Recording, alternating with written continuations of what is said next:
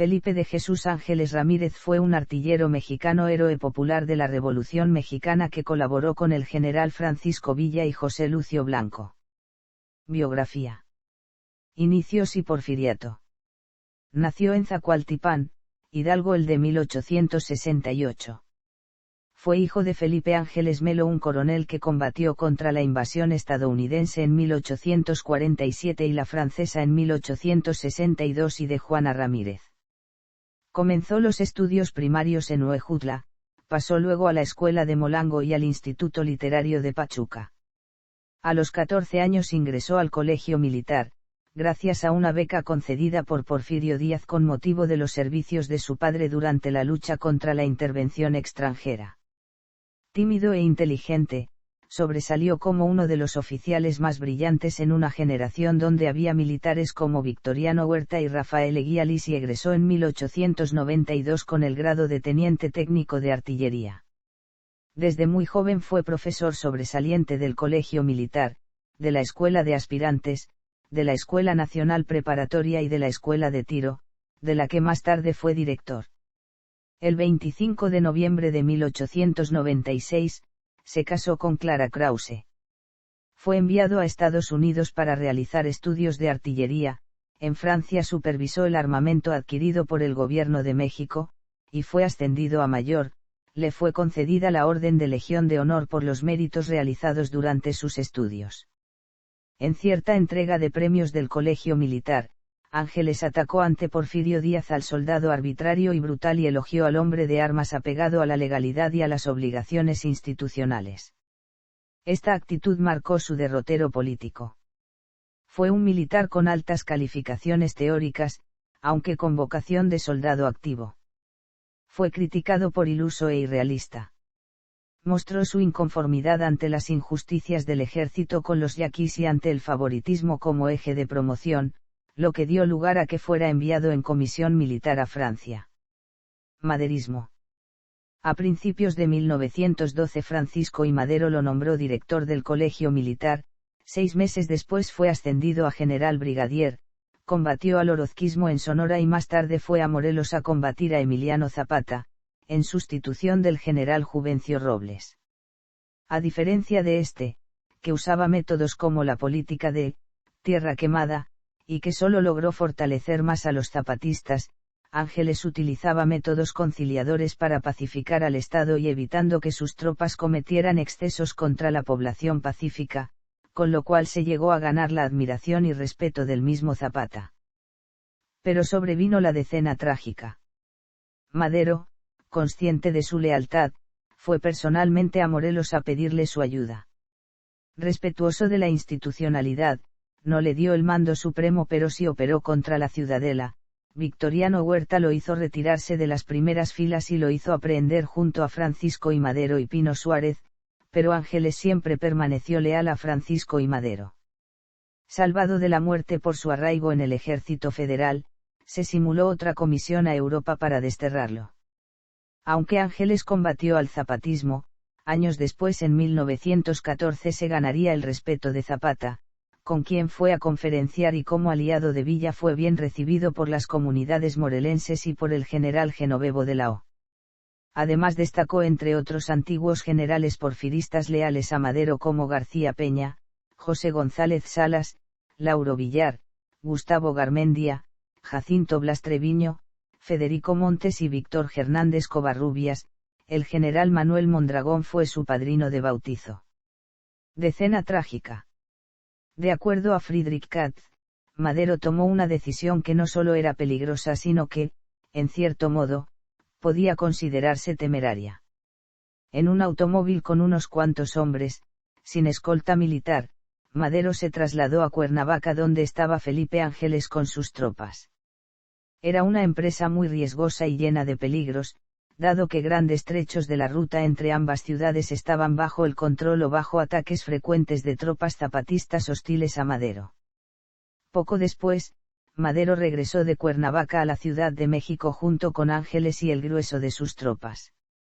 Aunque viajar en un solo vehículo y sin escolta posiblemente fue el modo más seguro para que Madero se lanzara en plena guerra al riesgo de cubrir el trayecto entre ambas ciudades y llegar a tiempo. El 10 de febrero Madero y Ángeles entraron a la ciudad por el rumbo de Xochimilco y Tepepan, donde los esperaba el general Ángel García Peña, ministro de Guerra. El presidente ordenó a este tomar el mando de las tropas leales y designar a Felipe Ángeles, único en quien en verdad confiaba, según lo mostraba su audaz viaje a Cuernavaca, como jefe de su Estado Mayor a cargo de las operaciones. Por resistencias en los mandos superiores del Ejército Federal, de estirpe porfiriana, esta orden no fue cumplida por el general García Peña. Ángeles, se decía, era apenas general brigadier. El mando quedó a cargo del general de división Victoriano Huerta. Pero este entró en tratos secretos con Félix Díaz, negociaciones que culminaron en el pacto de la embajada con la complicidad del embajador de Estados Unidos, Henry Lane Wilson. Poco después se realizaron las aprehensiones del presidente Madero, del vicepresidente José María Pino Suárez y del general Felipe Ángeles. El 19 de febrero Madero y Pino Suárez fueron engañados y obligados a firmar las renuncias a sus cargos. El 22 de febrero, fingiendo una supuesta fuga y un enfrentamiento con sus simpatizantes, ambos fueron asesinados. El general Ángeles fue enviado al exilio en Francia, de donde regresó en octubre de 1913 para sumarse al ejército constitucionalista y al núcleo maderista dentro de la revolución, junto con varios de sus discípulos. Constitucionalismo y villismo. En junio de 1913, el general Felipe Ángeles recibió una carta del expresidente Porfirio Díaz, quien se encontraba exiliado en Francia, el cual a su vez adjuntó una carta de José Yves Limantour, donde le manifiesta a Ángeles, que el régimen de Victoriano Huerta caería y donde le pide, reflexione la carta que adjunta, para que interceda por salvar a la patria y al ejército. A su vez, la carta de José Yves Limantour dirigido a Francisco León de la Barra, le dice que debe proceder la dotación de tierras a favor de Emiliano Zapata y constituir un ejército, al mando de Francisco Villa y Emiliano Zapata, para así poder salvar a la nación. En la carta se menciona lo siguiente: estimado amigo, no sé si habrá usted recibido una carta que le dirigió el señor Limantour. De cualquier manera le suplico me preste su atención a las ideas siguientes, que si se realizan, pueden significar la salvación de una institución que es para mí sagrada, habiéndole dedicado mis mayores esfuerzos. Usted es miembro de esa institución y sabe lo que vale. El acontecimiento de febrero colocó al ejército en un dilema terrible: o el ejército se sobrepone a la furia del pueblo que ya clama de una manera terrible y se establece la paz, y quizá el único gobierno estable en México, o el pueblo aniquilará el ejército. La salvación del ejército es muy sencilla y usted es el más adecuado para este objeto, que significará la salvación del país. Yo había pensado no mezclarme más en los asuntos políticos de mi país, por razones que es inútil mencionarlas ahora, pero ahora lo creo necesario intervenir de una manera privada, dirigiéndome a usted. Usted recordará que al ausentarme, la guarnición que me hizo los honores en Veracruz, bajo el mando del coronel Victoriano Huerta, hoy general, dije entre otras cosas como usted muy bien lo ha dicho, coronel Huerta, el ejército, ha sido el objeto de ataque, y esto me hace que conciba la esperanza que el presente estado de cosas será firmemente defendido por el ejército, restablecer la paz. Si el país necesita de mis servicios, solemnemente me adhiero a mi palabra de militar, de colocarme a la cabeza bajo su bandera guiando a mis soldados y defendiendo con la última gota de mi sangre la muy amada tierra mexicana. Antes de mi partida recomendé al ejército la más completa subordinación, y aunque mi ausencia es temporal, mi corazón permanece con ustedes. Mis palabras no significan que el ejército debiera convertirse en un simple y sumiso esclavo de inconscientes mandatarios, cuya rudeza los enviaría al desastre y al esfuerzo en contra del pueblo invencible por su furia. Tal vez el general Díaz y el general Huerta así lo comprendieron provocando el evento de febrero, con objeto de salvar el ejército y el país.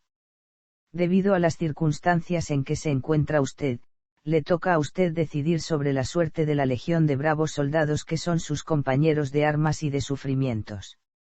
Reflexione usted sobre mi carta y sobre lo que el señor Limantour me dice que le ha escrito. Sinceramente suyo, Porfirio Díaz. Volvió al país en octubre de 1913 y se alió a las fuerzas de Venustiano Carranza. Fue nombrado primero secretario de guerra y ratificado después solo como subsecretario, debido a las protestas de numerosos generales rebeldes, entre ellos Álvaro Obregón. En 1914 se incorporó a las fuerzas de Francisco Villa como comandante de la artillería de la División del Norte. Participó en las batallas de Torreón en abril de 1914, en las que consiguió derrotar a las tropas del general José Refugio Velasco, San Pedro de las Colonias, Paredón y Zacatecas. Carranza otorgó el perdón a varios generales federales que fueron leales a Madero, aunque después estuvieron a las órdenes de Huerta como Ángel García Peña, Lauro Villar, Guillermo Rubio Navarrete y José Refugio Velasco. Fue allí cuando Ángeles empezó a mostrar su gran talento de estratega militar. Como hombre de confianza de Francisco Villa lo representó en la Convención de Aguascalientes, de la que él mismo fue promotor e ideólogo. El 31 de octubre votó por el retiro de Venustiano Carranza. Formó parte de la Comisión de Guerra de la Convención, donde logró la participación zapatista. El 2 de diciembre entró a la Ciudad de México al frente de la vanguardia villista. Ante el fracaso del gobierno de la Convención, se dirigió al noroeste, al frente de las fuerzas convencionistas. Ocupó por unos días la gobernatura de Coahuila y de Nuevo León, del 15 de enero al 21 de febrero de 1915. Felipe Ángeles abandonó a Francisco Villa después de su fracaso en el Bajío, cuando desoyó sus consejos, aunque también influyó mucho la derrota de Ángeles en el noroeste del país. Al triunfo de Venustiano Carranza, cuya catadura moral le repugnaba, se refugió en Estados Unidos en El Paso, Texas, con la ayuda de José María Maytorena. Fue muy activo en la política entre los exiliados. En Nueva York formó parte del Comité Ejecutivo de la Alianza Liberal Mexicana. También se dedicó a escribir artículos en diversos periódicos, en los cuales expresó sin rodeos su convicción socialista y se declaró partidario del marxismo, juzgando al liberalismo como cosa del pasado. Expuso su desacuerdo con la Constitución de 1917 y le opuso la Constitución de 1857, producto de la Guerra de Reforma, a la que juzgaba más adecuada para la situación del país. Regresó al país hasta diciembre de 1918, con el propósito de atacar a Venustiano Carranza, antes de lo cual lanzó una proclama que se conoce como Plan de Río Florido. Fracasó en sus intentos de unificar a los rebeldes y de disciplinar a los villistas, por lo que, vencido y aislado, fue denunciado y aprehendido. El mayor Félix Salas hizo tal delatación a cambio de que él y sus 5 hombres fueran amnistiados, el 10 de noviembre de 1919. Ninguna resistencia opuso el general Ángeles al ver llegar a Gavino Sandoval acompañado del mayor Félix Salas, en el puerto de La Mora, Cañón de Salomé, municipio de Valle de Olivos. 6 de los miembros de la escolta del general Ángeles se pusieron a salvo. Solamente el mayor José Muñoz, jefe de su escolta, permaneció a su lado, así como el mayor Néstor Enciso de Arce y el soldado raso Antonio Trillo, ningún parentesco con la familia Trillo. Se le formó consejo de guerra por haberse sumado a las fuerzas de Pancho Villa que todavía operaban en el norte, mismo que se realizó en el Teatro de los Héroes de la ciudad de Chihuahua. El consejo estuvo integrado por los generales Gabriel Gavira Castro, Miguel M. Acosta Guajardo, Fernando Peraldí Carranza y José Gonzalo Escobar. En su defensa ante el tribunal, Ángeles persistió en declararse partidario y amigo de Francisco I. Madero. Años más tarde el mismo general Gavira anotaba en sus memorias que, cuando el golpe de febrero de 1913, mientras todos los altos mandos federales conspiraban contra el presidente Madero, el general Ángeles se había mantenido leal a este y había sido, el único que cañoneaba efectivamente la ciudadela, desde la calzada de la Reforma. Fue sentenciado a la pena capital, a pesar del clamor de la concurrencia que en la sesión pidió su perdón.